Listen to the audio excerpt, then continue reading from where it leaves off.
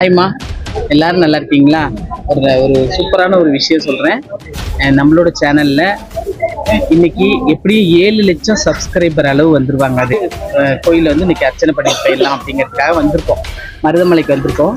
அப்படியே ஒரு வாட்டி ஒரு